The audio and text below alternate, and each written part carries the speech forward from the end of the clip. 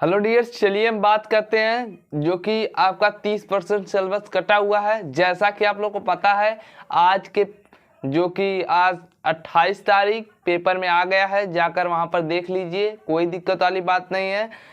28 तारीख और जो कि बृहस्पतिवार जान सकते हैं आप सभी लोग, जैसा कि यहाँ पर इसलिए लेसन 3 स्टार्ट हो चुका है, जैसा कि आपका बहुपद पूरा कट गया है। और हम बताने वाले हैं जैसा कि और प्रायिकता और समांतर श्रेणी ये सभी लोग कट गए हैं, चैप्टर से हट गए हैं। जैसा कि आप लोग को पता है पिछले साल भी 30% कटा था, लेकिन इस साल भी जो है 30% कटा हुआ है, जैसा कि आप लोग को मालूम है। चलिए इसलिए हम जो कि 2 चर वाले रेखीय समीकरण स्टार्ट कर दिए। चलिए सब्जेक्ट जो है हमारा मैथ क्लास 10 के लिए न्यू सिलेबस स्टार्ट है 2022 से 2023 तक, इतना आपका स्टार्ट है जैसा कि आपको पता है। आशीष ट्यूटर 247 न्यू वीडियो में स्वागत करता है आप सभी लोग को। चलिए हम लोग पढ़ने वाले क्या है, 2 चर वाले रेखीय समीकरण। अगर हम कह दे 2 चर वाले रेखीय समीकरण किसे कहते हैं तो चलिए उसको आसानी से हम जान लेते हैं। जैसा कि आपको मालूम है x, y ये क्या है, हमारे 2 चर है। 2 चर एक राशियां होती हैं जैसा कि आपको मालूम है। तो यहाँ पर क्या हो गया, रेखिक का अर्थ एक होता है, मतलब जो रेखिक का अर्थ होता है यहाँ पर रेखिक का अर्थ कितना है, एक है। और इसके बगल में अगर हम कह दें x प्लस y तो इसके बगल में क्या है, एक है, इसका अर्थ क्या होता है, एक होता है। चलिए राइट साइड में हमने करके बता दिया। और चलिए देखिए क्या है, ऐसा समीकरण जिसकी उच्चतम घात एक हो, मतलब कह दें उच्चतम घात एक हो, उसे क्या कहते हैं, रेखीय समीकरण कहते हैं। अब किस रूप में हो, ax plus by plus c, इसकी उच्चतम घात कितनी है, एक है, इसकी उच्चतम घात कितनी, एक है, इसके उच्चतम घात जो यहाँ पर चर राशियां होती हैं इसकी जो लास्ट में रहता है उसका 0 होता है।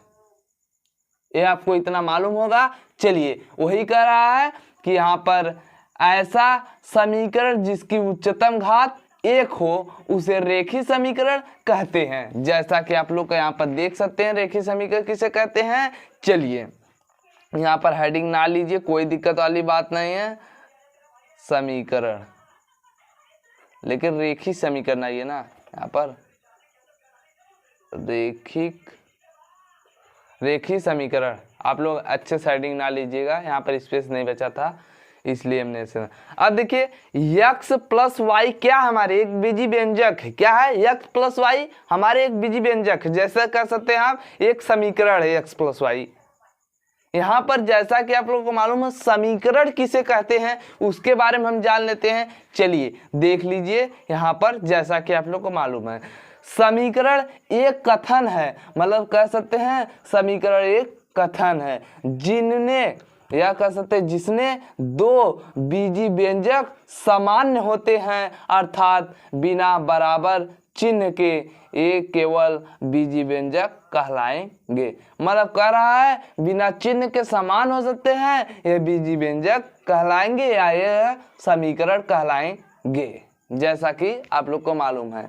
चलिए अब आते हैं समीकरण का हल, आपके सभी बुक में दिया हुआ है, जाकर वहां पर देख लेंगे तो आसानी से मिल जाएगा। समीकरण के हल हम कह दे, अगर कह दे समीकरण के कितने हल होते हैं तो आप बता सकते हैं अनेक हल हो सकते हैं। चलिए समीकरण के हल क्या है, चर का वह मान दिए गए समीकरण में इसके दोनों पक्षों का मान बराबर होता है, इस समीकरण का हल या मूल्य कहलाता है। देखिए हमने हल कर भी बताया है। x 5x प्लस 4 बराबर का कितना होता है, 3x प्लस का 8, ऐसे हो गया। अब देखिए क्या 5x माइनस 3x, मतलब जो इधर था उसको हमने बराबर कर लिया। अगर हम कह दे इसको इसमें जोड़े तो जुड़ेगा, अन्यथा नहीं जुड़ेगा। देखिए हम राइट साइड में करके दिखा देते, 5x प्लस का 4 बराबर का 3x प्लस का 8। अगर हम इसको ऐसे जोड़ना चाहें, देखिए यहाँ पर अगर हम कहते 5 4 9 x हो जाएगा, लेकिन नहीं जुड़ेगा। जब यहाँ पर x होगा तभी जुड़ेगा, चर राशियां होंगी तभी जुड़ेंगी, यहाँ पर समान होंगे तब जुड़ेंगे। यहाँ पर बोला है जैसा चर का वह मान दिए गए समीकरण में इसके दोनों पक्षों का मान बराबर होना चाहिए। मतलब कह रहा है चर का वह मान दोनों पक्षों का मान बराबर होना चाहिए। मतलब x है तो x ही में जुड़ेगा, y है तो y में जुड़ेगा, वही बोल रहा है। तो यहाँ पर क्या कर देंगे, 5x, देखिए यहाँ पर प्लस में है तो इधर आ जाए माइनस में हो जाएगा x, और बराबर क्या हो जाएगा 8 माइनस का 4 हो जाएगा। इतना आपको समझ में आ रहा होगा बहुत अच्छे से। चलिए यहाँ पर x नहीं है, अब क्या कर देंगे, इसमें से घटा देंगे। देखिए प्लस वाला ज़्यादा है माइनस वाला कम है, तो प्लस में उत्तर आ जाएगा 2x। और देखिए बराबर का कितना है 8 में से 4, मतलब ये भी प्लस का ज़्यादा है माइनस का कम है, आ जाएगा कितना 4। इसको ऐसे कर देंगे तो आ जाएगा x बराबर करेंगे तो 4/2 हो जाएगा। x बराबर करेंगे कितना आ जाएगा 2। इतना आपको मालूम है। देखिए आंसर आपका आ गया, यहाँ पर भी आंसर आया है आप सभी लोग का, यहाँ पर भी आया है। ये आपकी चर राशियाँ हैं, ये बराबर होते हैं तो मूल कहलाते हैं समीकरण के, या कह सकते समीकरण के अनेक हल हो सकते हैं। ऐसे आपको क्लास 6 में बताया गया होगा, 8 में भी बताया गया होगा, 7th में भी बताया गया होगा, 9th में भी बताया गया, अब 10 में बताया जा रहा है। चलिए जैसा कि आप लोग को मालूम है, जैसा कि आप लोग को स्कूल में नहीं बताया गया होगा 30% सिलेबस कटा हुआ है, तो कमेंट करके जरूर बताइएगा।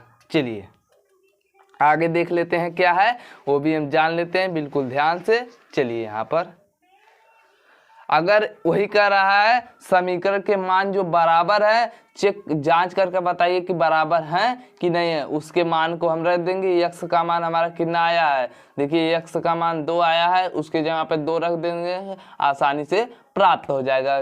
देखिए 5 गुणे 2 कर दिया प्लस का 4, उसमें 4 था, और क्या कर दिया प्लस, यहाँ पर गुणा कर दिया तो 10 आ गया, यहाँ पर प्लस लिख दिया, यहाँ पर 4 लिख दिया, 14 आ गया। देखिए दोनों साइड बराबर आए हैं जैसा कि आप लोग को मालूम है। चलिए आगे देखते हैं क्या है, दो चरों वाले रेखी समीकरण का व्यापक रूप, मतलब व्यापक रूप जैसा कि आप कह सकते हैं वास्तविक, जैसा कि यहाँ पर कह सकते हैं वास्तविक किसे कहते हैं। और यहाँ पर देखिए इसी से हम तुलना करने वाले हैं, जैसा कि आप लोग को पता है तुलना किससे की जाती है, इसी से की जाती है, आपको पता है। यहाँ पर देखिए a1x plus b1y plus c1 बराबर का 0, a2x plus b2y plus c2 बराबर का 0। ये सब हमारे क्या हैं, वास्तविक हैं। क्या है, वास्तविक संख्या है। अगर हम कह दे समीकरण किसे यहाँ पर समीकरण हमने बताया किसे कहते हैं, और यहाँ पर देख लीजिए अगर इसको तुलना करना हो, अगर कह दे वास्तविक कौन सा है इसमें, तो हम बता देंगे। देखिए ये समीकरण का हल नहीं है, जो हमने अभी तब बनाया है ये समीकरण का हल नहीं है, और ये वाला समीकरण का हल है, जैसा कि आप लोग को मालूम है।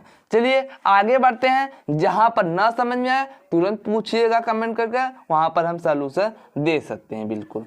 दो चरों वाले रेखीय समीकरण युग्म का हल है, ये आपकी हेडिंग है, दो चरों वाले रेखीय समीकरण का युग्म हल है। चलिए दो चरों वाले रेखीय समीकरण युग्म को दो विधि द्वारा हल किया जा सकता है। देखिए दो चरों वाले जो रेखीय समीकरण है उसको दो विधि द्वारा हल किया जा सकता है, जैसा कि आपको लोग को मालूम है। देख लीजिए पहला जो है, यहाँ पर पहला जो है आलेखी विधि, दूसरा जो है बीज गणितीय विधि। जैसा कि आप लोग को मालूम है आलेखी विधि मतलब ग्राफ पे दर्शाया जाता है, जैसा कि हम यहाँ पर दिखा भी देते हैं। ग्राफ का आपको कौन सा लेना है, ये पेपर में ज़्यादा पूछता नहीं, आलेखी विधि और ग्राफी विधि भी नहीं पूछता है। चलिए देख लीजिए ग्राफी विधि जो होता है वो किस प्रकार का होता है, किसमें दर्शाना होता है, ये आपको पेपर में नहीं मिलेगा। अगर मिल भी जाता है तो आसानी से दर्शा भी लेंगे। चलिए ग्राफी विधि आपको दर्शाना होगा। चलिए इस टाइप का आपको, जैसा कि आप लोग को मालूम है, इस टाइप को आपको क्लास 10 में बताया गया होगा और क्लास 9 में भी बताया गया होगा। इस समय जो कि अभी चल रहा है हम लोग के स्कूल में दो घात समीकरण। दो घात समीकरण में बहुत सवाल हैं, जैसे कि आपको कोई सवाल ना आए तो वहाँ पर हमसे पूछ सकते हो, कोई दिक्कत वाली बात नहीं। देखिए आप सभी लोग देख सकते हैं इस टाइप का पेपर रहेगा और इस टाइप का दर्शाने वाला बताया हुआ रहेगा। इस टाइप का क्या ऐसे आपको दर्शाना पड़ेगा, जैसा कि आप लोग को मालूम है। और देखिए जो कि आप समझ सकते हैं ग्राफी विधि और यहाँ पर संख्यांकी ये सब दर्शाने के लिए आसानी रहता है। और दो चर वाले रेखीय समीकरण, निर्देशांक, ज्यामिति आपको क्लास 9 में पढ़ाया गया होगा, उसमें इस तरीके का आप लिए होंगे तो आसानी से इसमें ग्राफी में हल कर सकते हैं। एक ग्राफ है एक प्रकार से, चलिए देख लीजिए। ऐसे है, हम यहाँ पर दर्शा रहे थे, ऐसे देख लीजिए यहाँ पर ऐसे होता है। राइट साइड में यहाँ पर लिखने के लिए होता है, जैसे कह सकते हैं एक तरफी होता है, उसी तरह ये भी है। क्या होता है, जब इसको हम कह सकते हैं यहाँ पर ग्राफ को ऐसे बनाकर हल कर कर इसको क्या करेंगे, कहेगा इसका मान निकालिए एक्स वाई का, तो हम क्या करेंगे ग्राफ को दर्शा लेंगे, फिर इसको इस पे एक्स वाई का मान निकाल देंगे आसानी से। चलिए इसी पे वीडियो एंड करते हैं, जैसा कि आप लोग को मालूम है दिखाकर। अगर जहाँ पर कंफ्यूजन होगा वहाँ पर तुरंत पूछेगा, तुरंत बताया जाएगा। आशीष ट्यूटर 247 आप सभी लोग को तुरंत सलूशन देगा। चलिए आप लोग सपोर्ट करते रहिए, तब तक के लिए जय हिंद, वंदे मातरम।